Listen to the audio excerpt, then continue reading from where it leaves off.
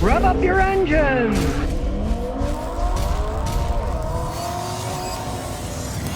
Well, it looks like Amazon is now eyeing used car sales, that they're going to be selling used cars. Now, as it stands now, you can buy a new Hyundai on it, but if you really look at the gist of the situation, it's just pretty much an advertisement for the local dealers, because you go to the local dealer and pick it up and it goes by what they have there. It's basically just an advertisement add-on to Amazon. Amazon itself isn't actually selling the cars.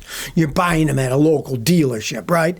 Well, now they're looking at used car sales. And I don't know if I was Amazon, if I would get involved in that. Used car buying and used car selling is one of the dirtiest businesses in the world. Hey, I've been in the car business for 57 plus years, and I have seen so many sleazy used car deals.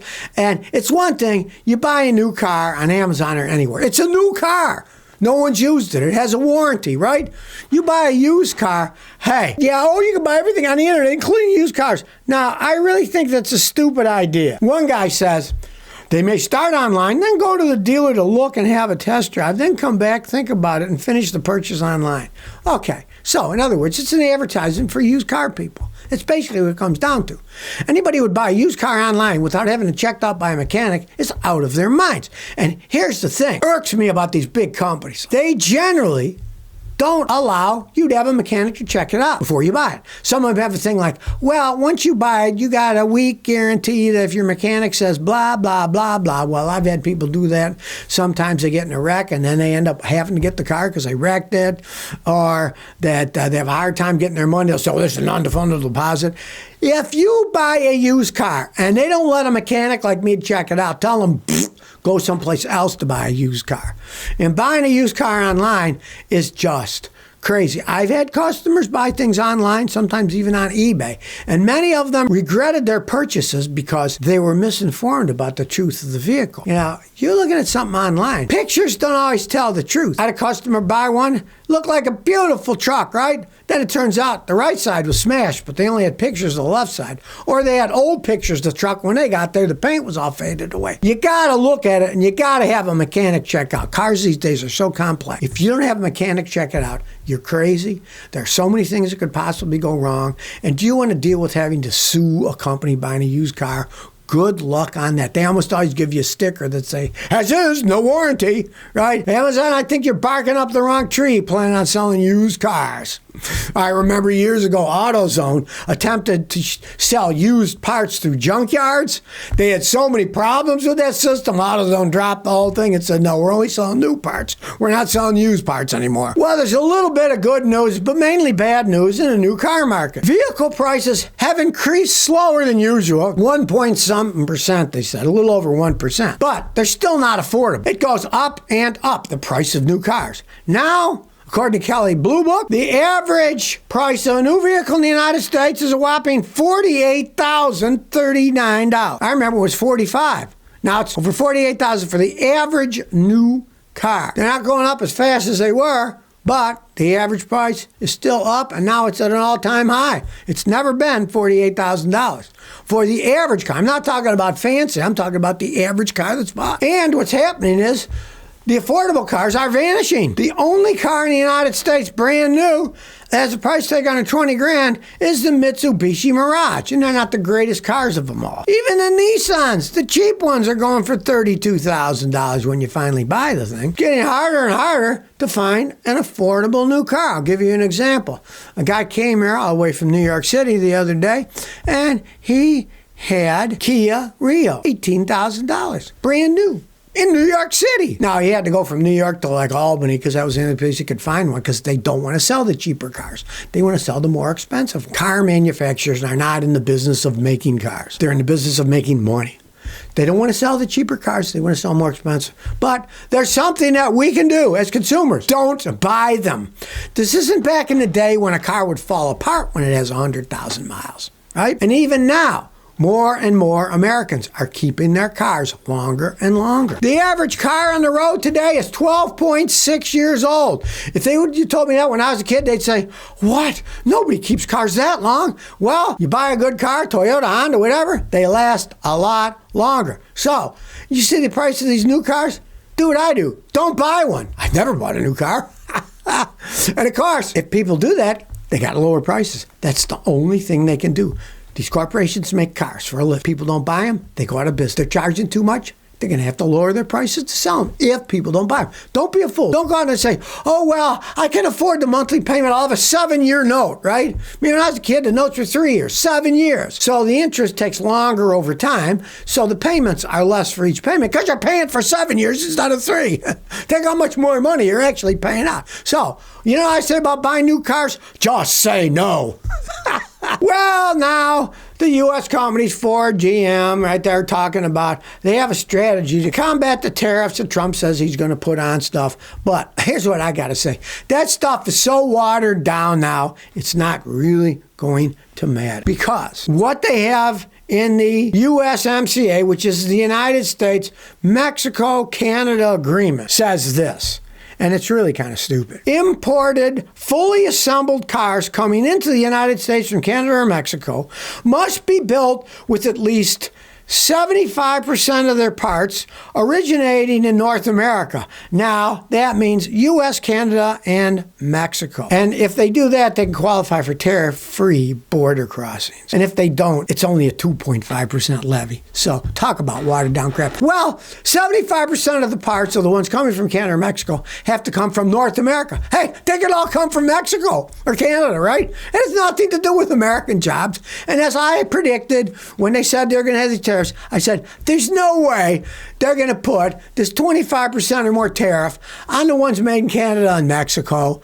These companies have spent tons of money, and most of it building factories in Mexico so they could make them cheaper. So now, 75% of the parts of these things made in Mexico are made in North America, so they can be made in Mexico. Most of the parts could be made in Mexico, and they can come to the United States with no tariff. That is not bringing jobs back to the United States, right? What they're trying to use this thing now, America, and what they really mean is North America. So they're including Canada, Mexico, and the United States. That isn't bringing jobs back to the United States, right? Hardly anything changes if it has to do with money that corporations are making. And look, exactly what I said is happening. It's not going to do diddly squat. Well, if you thought Ford was doing better with their quality control, well, guess again. Ford is now recalling thousands of their top-selling trucks and SUVs again for a recall that they supposedly fixed, but they didn't fix it the first time around. So now it's the second time. Who knows? Maybe the third time will be a charm. And it has to do with trailer brakes. A lot of people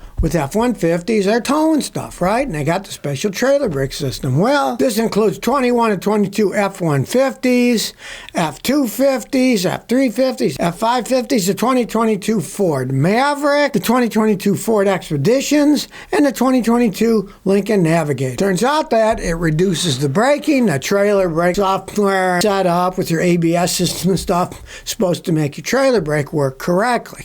The old-fashioned ones that didn't have stuff like that, I mean, originally, a lot of those trailers you hook up didn't even have brakes on them, so they'd fishtail all over the place, and then they have a system to make it work perfectly with the rest of the truck. Well, guess what? They screwed up the software, then they recalled them, and well, I guess their recall software didn't work out too well. Now it's recalled yet again. Ford is showing so much trouble, it makes you wonder. Well, here's an interesting one. You know, they keep telling us, electric cars are going to be the future. There'll be charging stations everywhere. Well, kind of the opposite happening in a lot of dimensions. Well, this particular one, the giant company Siemens is slashing its worldwide EV charging workforce by 35%.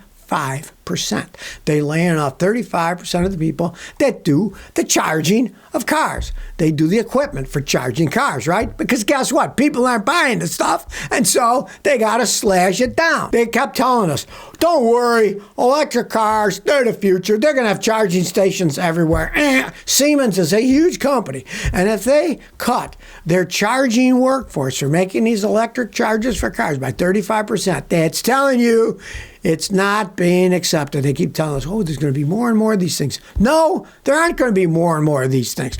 Well, in the Biden administration, they gave something like $3 billion to build these things, and they've just built a handful of these things, like 10 of them or something in the time he was in years. But they allocated $3 billion for it. Yeah, government waste. Siemens, of course, is not a government company. Siemens is a private corporation, and they got to go by where the money goes, and the money's not going to these chargers, and they're saying, well, we're going to hold back on these things now. Get rid of 35% of the workforce because we're not going to be selling that many of these chargers. Now, you might wonder, we don't have enough electricity, we need more power generating plants. Why is that the case? Why aren't they building them all over the place? Well, guess what? Because it costs a lot of money, and nobody wants to pay for it, right? Indiana utilities want their ratepayers to start forking out for small nuclear reactors, which may or may not get built. Indiana legislators are trying multiple bills to promote small nuclear reactors, including a provision that allows the utilities to build their plans for projects that might not ever be built. These allowances are called cost trackers, and they've used them for a long time. They want to build things in the future, so they start charging people for something that doesn't exist yet because they have to build it. And of course, the Indiana fares are up in flames. You guys get those bills, you see all the little fine print. Well, this is where some of that fine print goes, right? And of course, people don't like it because they don't want to pay for something that may not exist. Now, to me, I don't comprehend any of it because these power companies make a fortune, right? They got a captive audience. People are going to buy the electricity, right? Why aren't they like everyone else? They invest in it and then they reap the rewards. They're always trying to find a way to get money out of our pockets, without them having to pay. It's their business. They're reaping all this profit when the stuff's done, right? Why should we pay for it? It's like one of my real pet peeves is the National Football, where a whole bunch of these owners hold the local people in the city hostage and say, you have to build us a new stadium or we're leaving, right? So the taxpayers are paying for a new stadium, but when the stadium's built, the profits go to the owner of the team. It doesn't make any sense. They absolutely fall for it, spending their taxpayer dollars to build a private stadium where the people make money. It'd be one thing, okay, we'll pay for the stadium, but we're going to reap the profits. No, it doesn't work that way, right?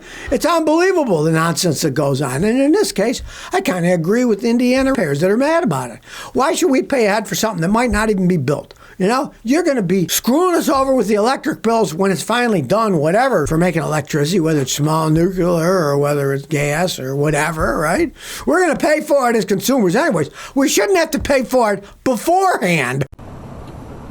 So if you never want to miss another one of my new car repair videos, remember to ring that bell.